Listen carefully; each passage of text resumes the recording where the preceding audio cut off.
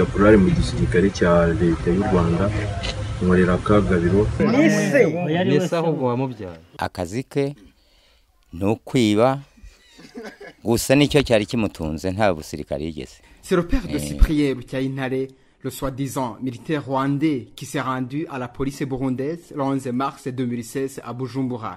Il donne la vraie identité de son fils. Nous sommes dans le village Mugina, cellule Kinambwe, secteur Gweru, dans le district de Bugesera, chez son père biologique, à moins d'1 kilomètre de la commune Busoni, au Burundi. Il est entouré de ses voisins autour d'un débat sur la nouvelle que Cyprien s'est déclaré militaire rwandais au Burundi.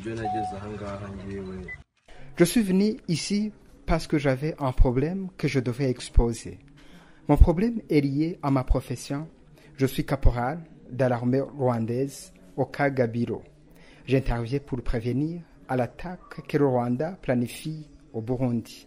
Bitewe n'ibikorwa bibi mbona leta yacu irimo iragenda ikorera iyo umusada bari abantu bashaka gutera igihugu cy'u Burundi.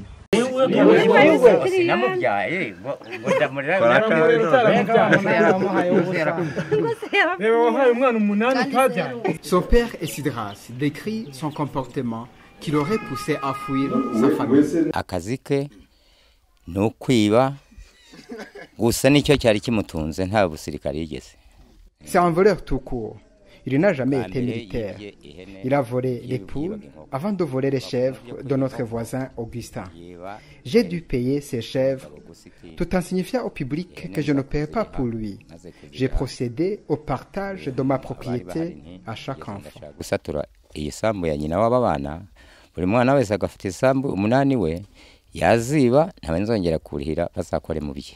Ce grand frère, lui, le qualifie d'un malade mental, avoir les gestes qu'il posait jusqu'à vendre sa propriété pour payer ce qu'il avait volé. Ntago ari byo n'ukubeshya kwiwe nye gusa twe nkuko twamufataga ina kamufataga nk'umuntu w'umusazi kako ibyo wamubazaga si byo yagusa. Ce n'est pas vrai.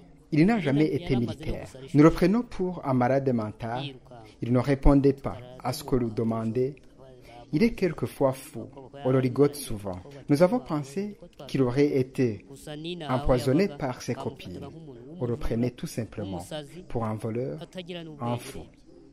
Il habitait ici dans sa maisonnette. Il y a des écrits sur lesquels on remarque qu'il payait quelquefois ce qu'il avait volé.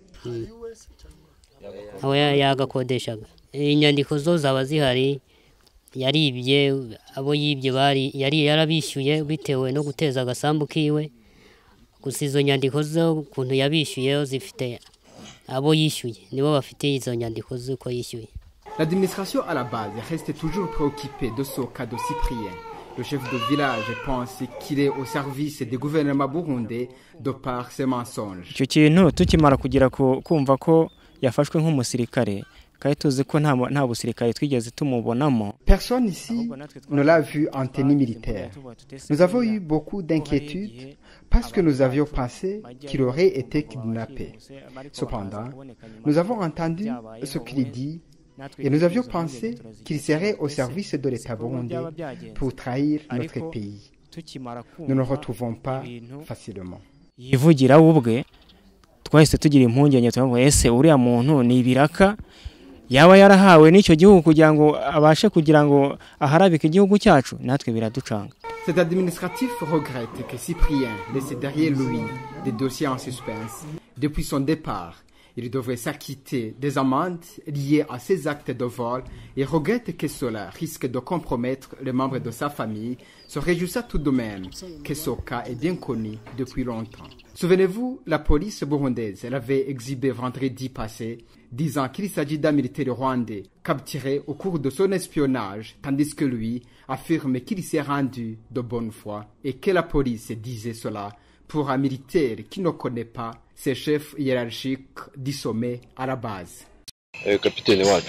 Notre capitaine s'appelle Ignace, mais je ne connais pas son nom.